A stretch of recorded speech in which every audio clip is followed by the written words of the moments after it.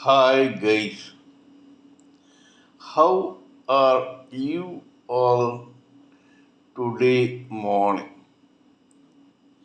Good morning.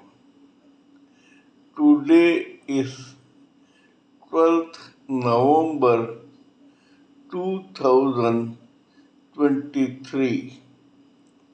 My name is TSV Raghavan and I live in Chennai, Tamil Nadu, India. This is my spiritual vlog on YouTube. HARDAN, HARDAN, HARDAN, Haribol, TRSV, Nectar, NECTAR, Nectar. In this particular vlog, we have been discussing about the knowledge and information that we have gleaned through the study of spiritual books, scriptures, contemplation on the material universe, and meditation on the spiritual universe. Kindly subscribe to this vlog and press the bell icon so that I may keep reminding you of all my previous, present, and future videos. So let us continue with the topic of discussion for today's video. In the past few videos, we have been trying to understand the human psyche as such of every human living entity in a particular lifetime in this material world, whether that human living entity is a male or a female. In that process, we tried to find out the main factors which decide on the achievement or otherwise of the main purpose of a human living entity, whether male or female, in a particular lifetime in his or her endless cycle of human births and deaths in this material world. According to what we learned and analyzed through a comment made by one of the French legends and emperor Napoleon Bonaparte in the 19th century, we came to know that the three major factors which decide on the achievement or otherwise of any purpose of any human living entity are limitless ambition, ceaseless industry, and a determination to succeed. While analyzing these three factors, we were quite involved in discussing about several case histories of such achievers or otherwise who were achieving their own material or spiritual purposes in life. In that process, we have already discussed some case histories of the material variety and some of the spiritual variety. Today, we shall discuss about one such case history which has a lot to do with the spiritual variety of purpose of a particular human living entity in a particular lifetime in this material world. So let us begin with this case history. We shall take enough detours and time to analyze how a particular person, especially this one, used his or her, actually his cerebral faculties and spiritual faculties to achieve his spiritual purpose in this lifetime. There is a place called Kolkata, which was previously called Calcutta, and which is the capital of West Bengal, which is a state in India and in the Indian subcontinent. In this sprawling city of Calcutta, there is a place called Gurpar Road.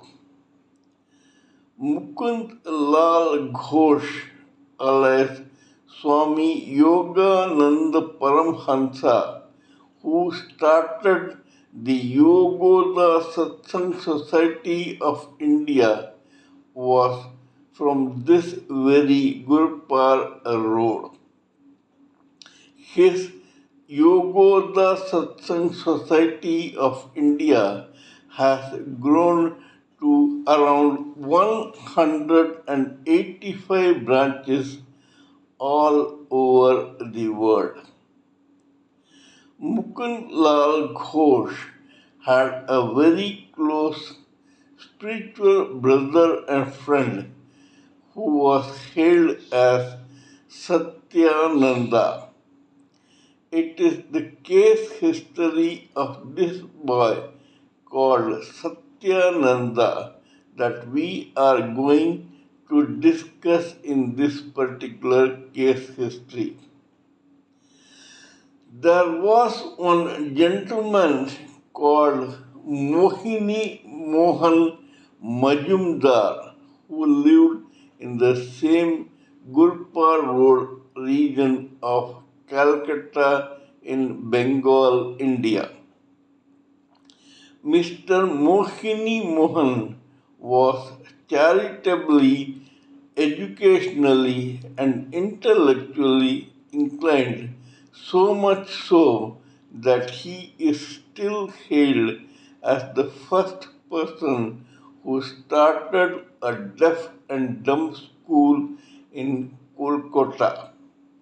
It is from his root that several deaf and dumb schools have spread all over Calcutta, Bengal, and in other states of India and Indian subcontinent.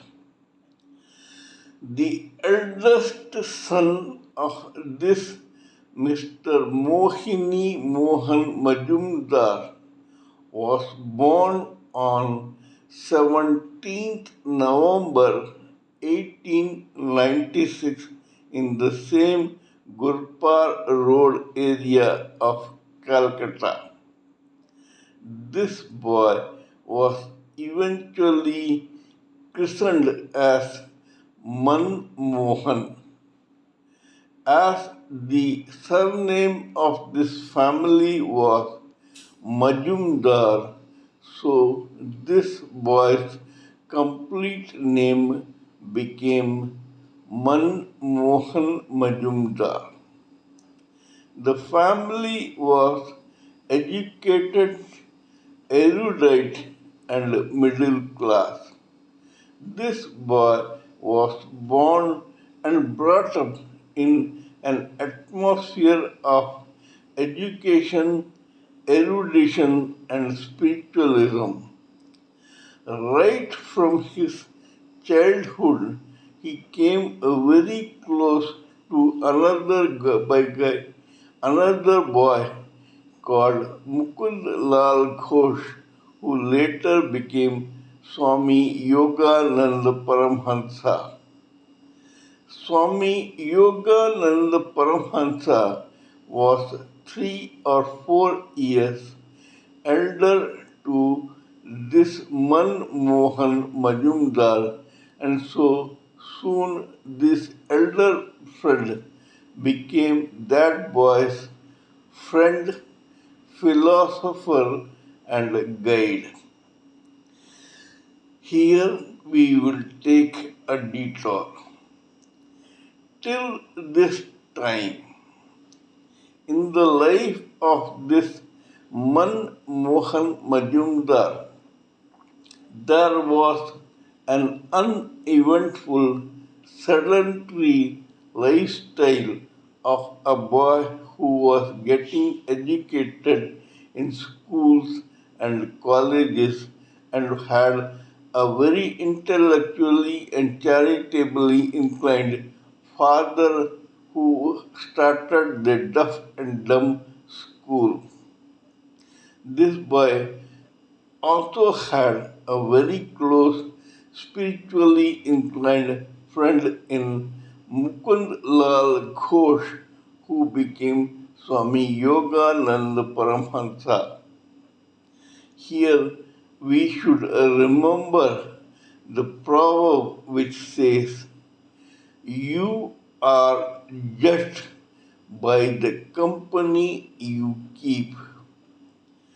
Manmohan Majumdar chose to be in the company of such exalted soul as Mukund Lal Ghosh, alias Swami Yogananda Paramhansa. When this boy grew up and started emulating his more senior and friend philosopher and guide friend Mukund Lal Ghosh, he soon gravitated to the Serampur or Khidirpur spiritual ashram, which had been already founded by none other than the exalted legend and spiritual icon Sri Sri Yukteswara Giri. Sri Yukteswara Giri became the spiritual guru of Sri Mukund Lal Ghosh. When Mukund Lal Ghosh graduated, he was soon transformed into a yogi called Swami Yogananda Paramhansa, which became this Mr. Mukund Lal Ghosh's spiritual name. In other words, Mukund Lal Ghosh was born again as a spiritual entity as Swami Yogananda Paramhansa.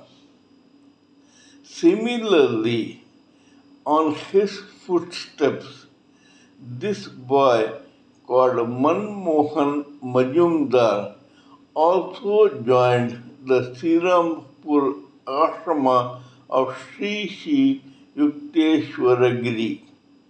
Sri Yukteswara Giri was very much impressed by this young man called Manmohan Majumdar. This guy was also born again after his own graduation as a spiritual guru and entity called Swami Satyananda Giri. Sri Sri Yukteswara Giri belonged to the Giri school of spiritualism, just like Sri Satyananda Giri. Soon after this, Mukund Lal Ghosh, alias Swami Yogananda Paramhansa, left for America to propagate his own style of Kriya Yoga, which had passed on to him through Sri Sri Yukteswara Giri, his own spiritual guru. However, despite being invited to join Sri Yogananda Paramhansa due to financial reasons, Satyananda chose to remain in India and serve under that spiritual guru, Sri Yukteswaragiri. So, according to life and destiny and karma, the first factor of a limitless ambition made Sri Satyanandagiri alias Manmohan Majumdar to join the Indian branch and headquarters of the same spiritual society called Yogoda Satsang Society, officially opened by Sri Yogananda Paramhansa.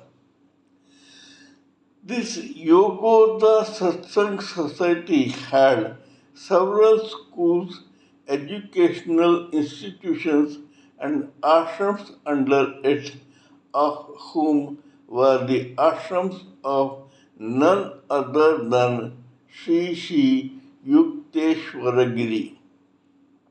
Thus, Satyananda got spiritually elevated to a platform where he was instructed by his spiritual guru Sri Yukteswaragiri to manage his own ashramas in India after Sri Yukteswaragiri's demise in the year 1936.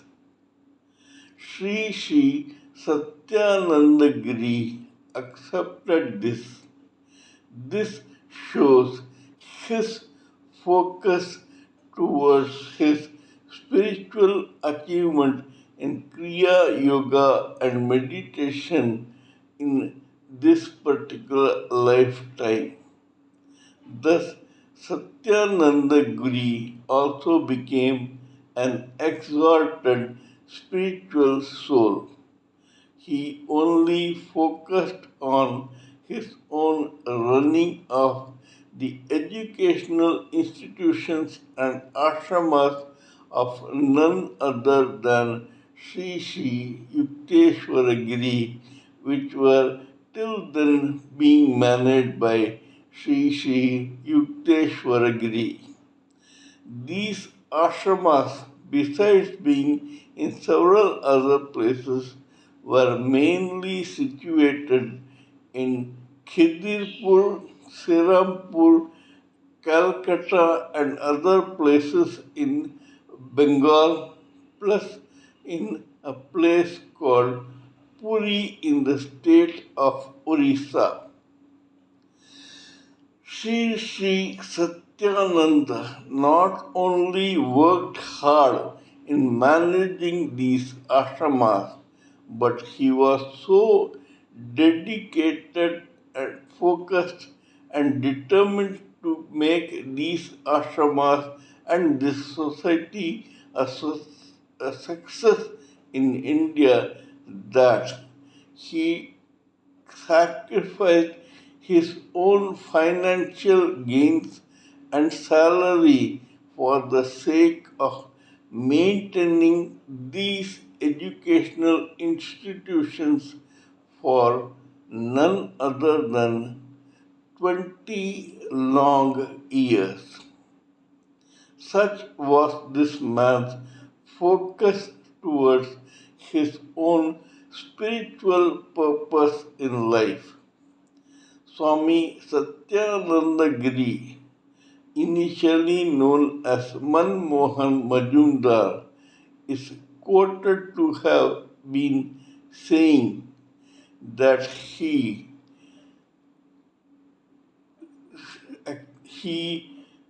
fertilized and irrigated these ashramas with his own sweat and blood. He did not take any salary or financial gain, but worked tirelessly to make these spiritual ashramas a success, just like the Pandavas did while they considered this barren land as their own karma bhumi and made it a legendary kingdom called Indraprastha because of a spiritual advice by none other than the Supreme Personality of Godhead, Lord Krishna.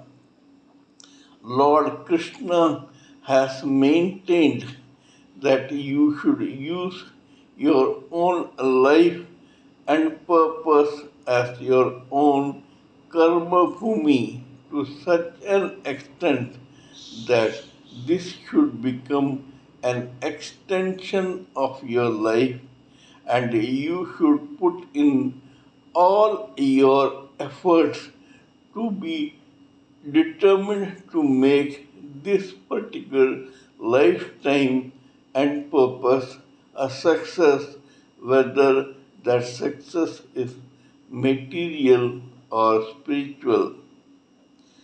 According to Srimad Bhagavad Gita, there is one shloka which goes as follows.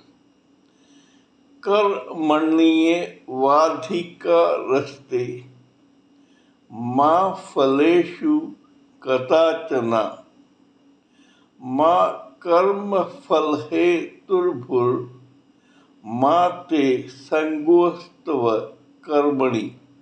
It means that you as a human, a living entity in this material world have the right to do a duty, but you do not have the right to decide upon what the result of such strife and hard work from your side will be in the future, because there are several factors that affect your own efforts. You may be working hard to set up one small business, but the working of the efforts of your own living entity and the determination to maintain that particular business of a small shop may be such that it may take you to dizzy heights. In America, there is one particular person who became so dedicated to his purpose to become a successful businessman that he struggled for none other than 64 years of his lifetime. He was 64 when he started one company called Kentucky Fried Chicken, and at the age of 80 or 85, he became a trillionaire. Similarly, there are many examples where a particular living entity strived very hard after focusing on a particular aim, and he or she achieved that purpose far greater than what he or she had initially dreamt of achieving. There are several such examples. There was one actor in Bollywood, Maharashtra, India, who was born in the year 1931 or 32. Both his elder brothers, Chaman Puri and Madan Puri, were already established actors in Bollywood. This third brother, Amrish Puri, came to Bombay in the year 1950 or 55 to become a film hero in Bollywood. At that time, this good looking and well-built boy probably thought that because of his extraordinary talent and credentials of having two elder brothers already successful actors in Bombay, he will be able to launch himself as a hero in the Bollywood film industry. But alas, it was not to happen that way. This boy had already joined one theatre group called IPTA, Indian People's Theatre Association. He became a very successful theatre actor and he won several accolades and awards as a theatre actor, but he could not launch himself as a hero in the Indian film industry.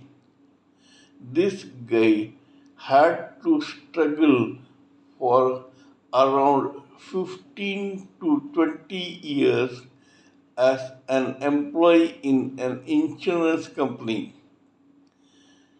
Ironically, it was at the time when this boy came to Bollywood to become a hero.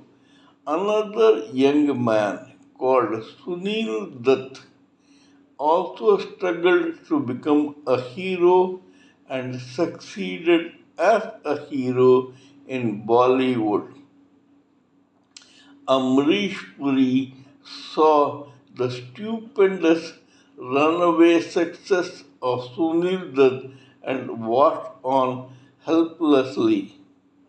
But paradoxically, when Amrish Puri was in his 40s, he was given a role in a film which was starred and produced by none other than the same Sunil Dutt.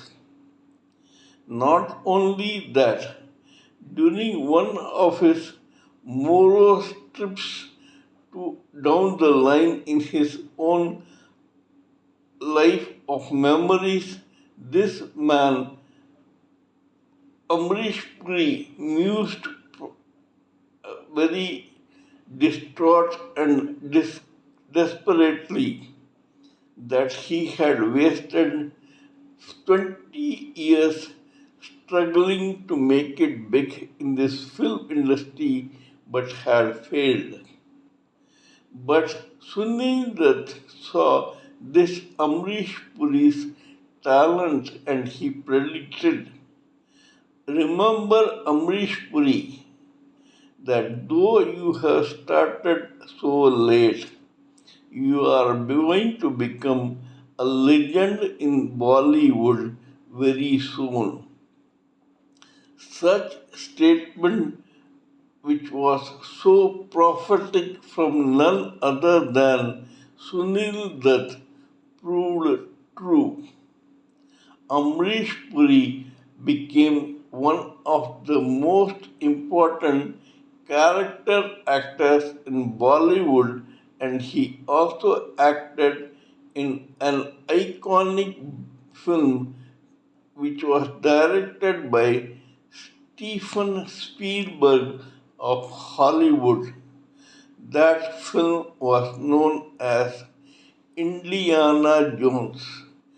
Thus, Amrish Puri had already established himself as a very talented actor in Indian theatre, Indian serials, Bollywood of India, and Hollywood of America By the time he reached his 50s, he got several awards and he gave such stupendous performances that he became a living legend even during his lifetime.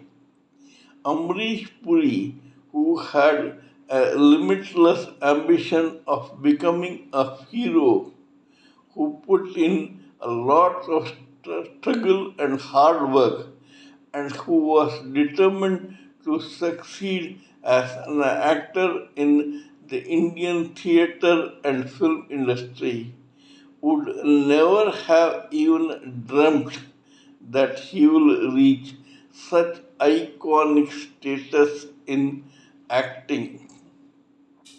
This is what is called Karmanye Vadhikarasti Ma Faleshu Kadachana. You have the right to do your duty, but you cannot decide on what the results of such efforts will be.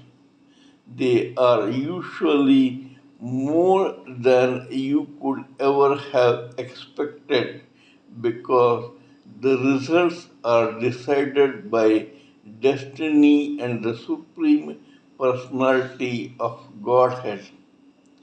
Ironically, Amrish Puri, who had started late and succeeded late, died earlier than Mr. Sunil Bhatt, who had started early and succeeded early.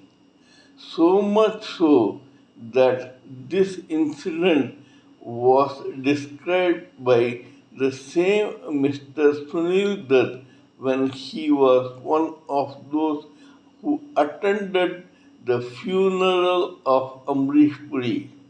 It was Mr. Sunil Dutt who said that he had, in the year 1969, predicted long before Amrish Puri had even become a star that he will become one of the greatest icons in the Indian and international film industry, and he had been proven true. Amrish Puri died at the age of 72 in the year 2004.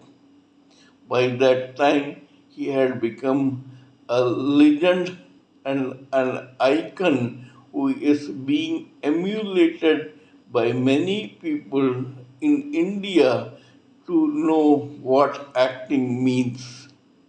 6 months after the same Amrish Puri, the same friend, philosopher, and guide, Mr. Sunil Dutt, died peacefully in his bed, and he succeeded Amrish Puri in leaving this world in this particular lifetime after Mr. Amrish Puri.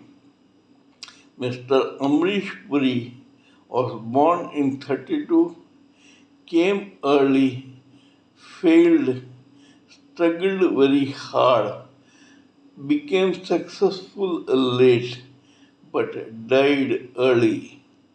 However, Sunil Dutt came at the same time, started early, succeeded early, reached stupendous legendary status in the Indian film industry, but he ultimately died 6 months after the death of his own friend and very talented actor Amrish Puri.